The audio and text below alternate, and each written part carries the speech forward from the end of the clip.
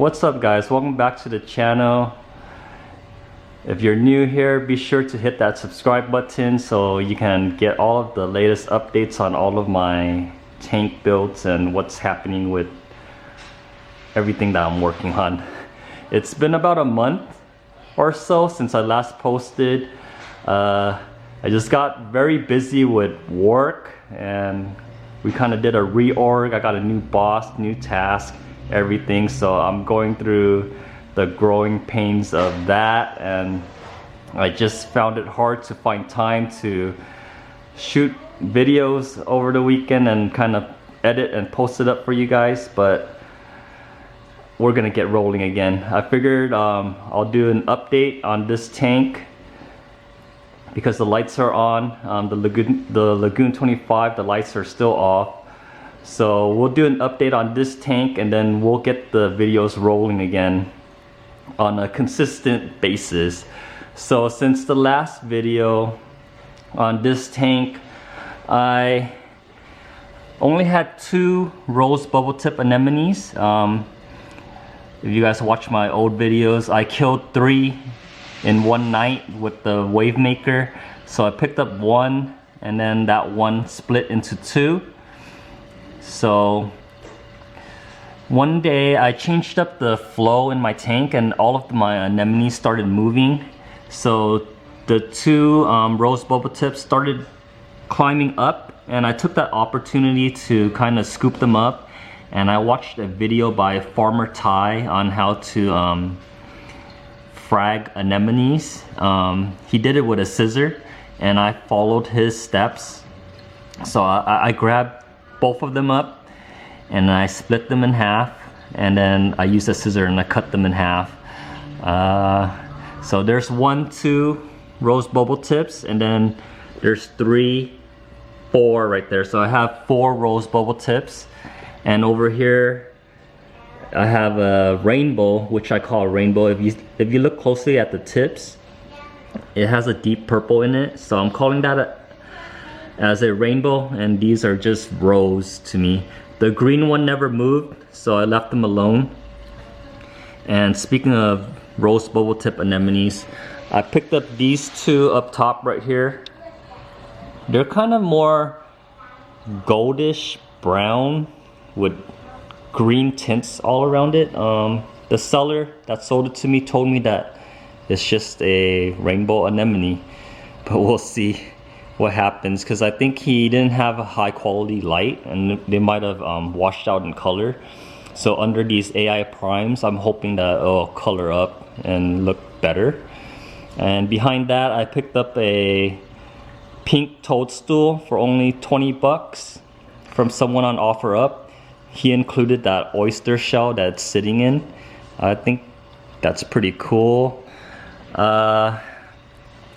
Here and there I started adding in like more and more of these easy acroporas or stylos and sticks. So I have this green bird's nest you can see to the left, and then I added this purple stylo.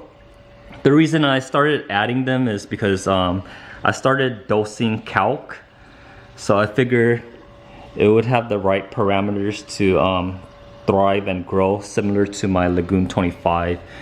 Now, if you guys followed my older videos, I was having a dino algae outbreak.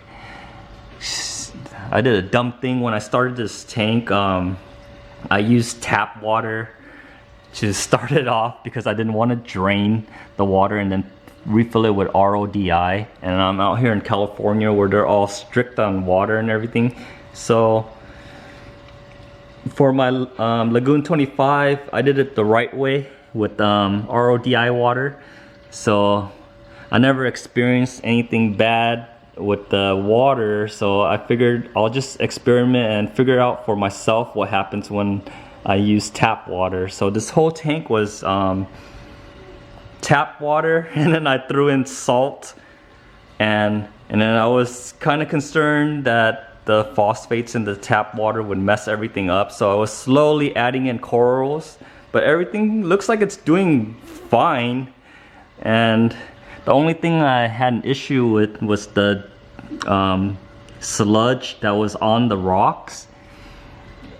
After tinkering with the light schedule and everything, so to get that to die back down, I had to cut back on my lighting for the AI primes. I cut it back 3 hours, so this tank turns off by around 6 o'clock. Yeah, it turns off at around 6 o'clock, so when I come home it's already dark.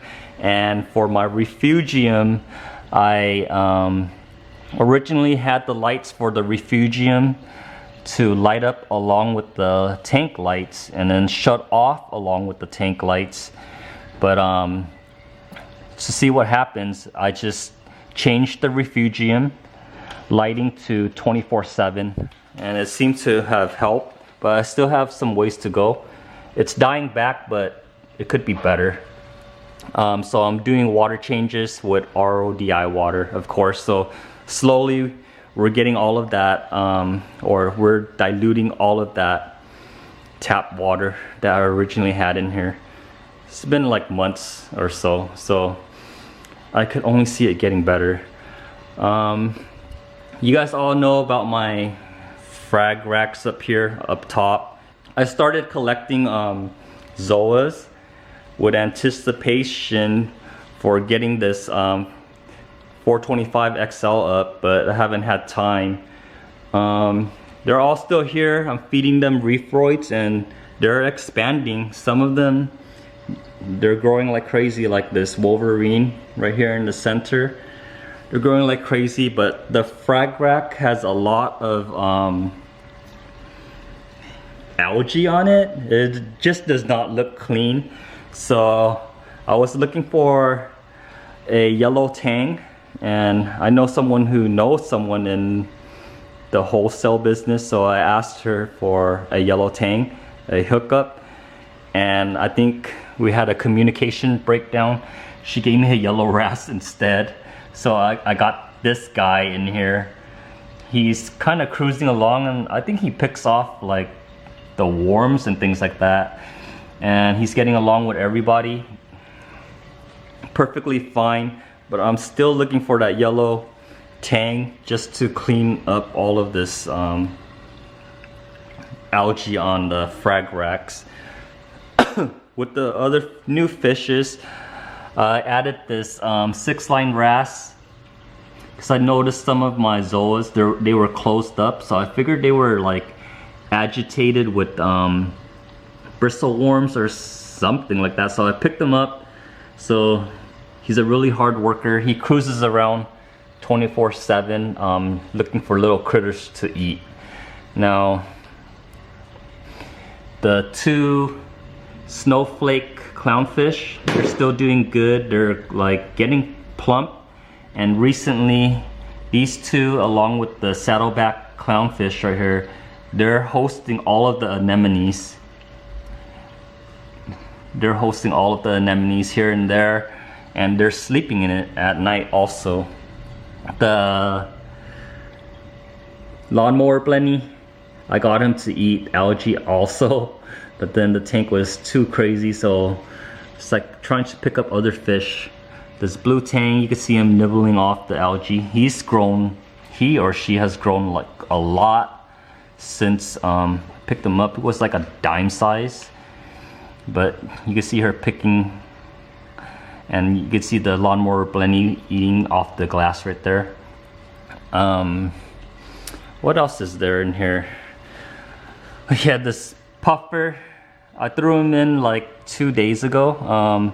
Originally he was in a 29-gallon tank all by himself.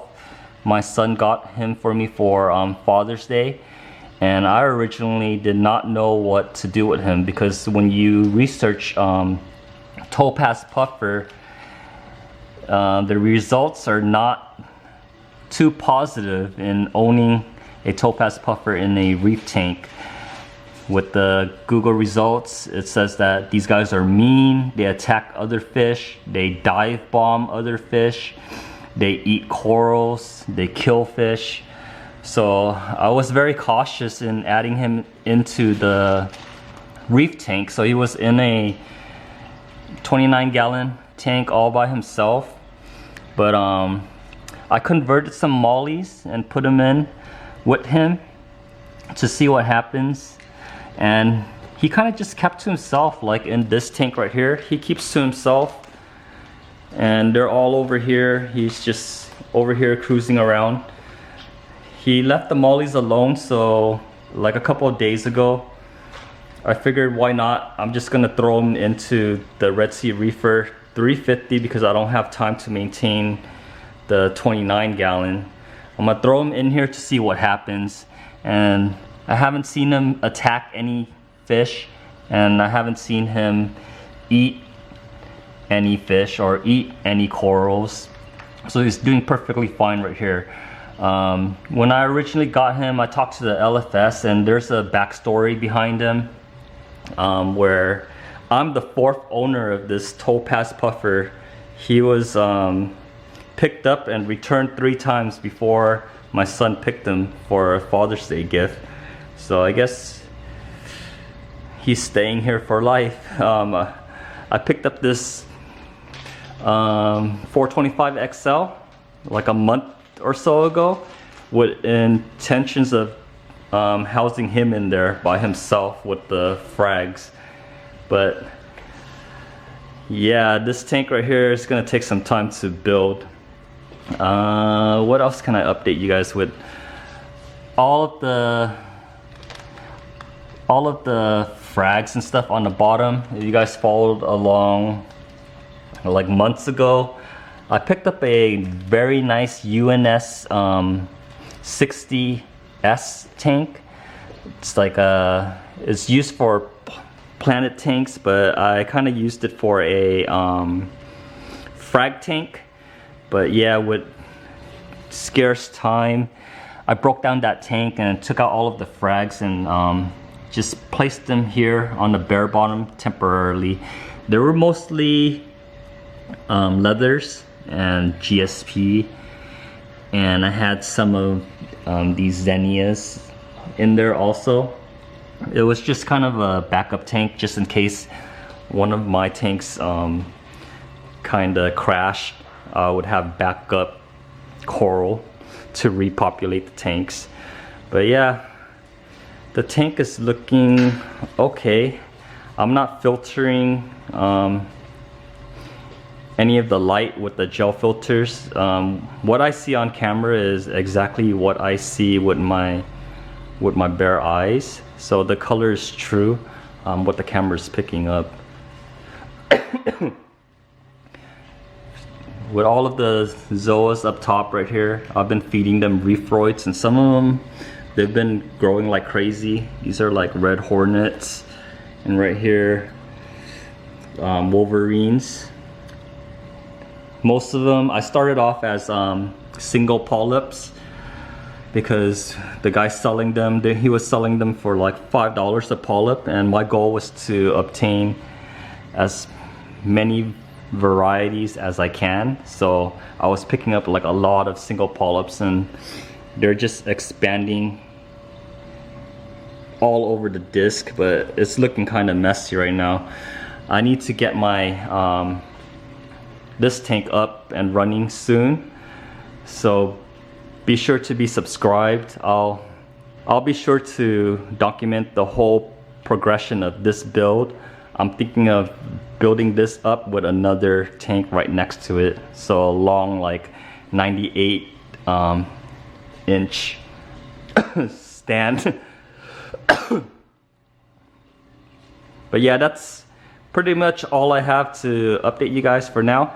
So we're gonna get those videos rolling, so be sure to hit that subscribe button, that like button, and I'll be sure to update you guys with everything that I'm working on. Say bye.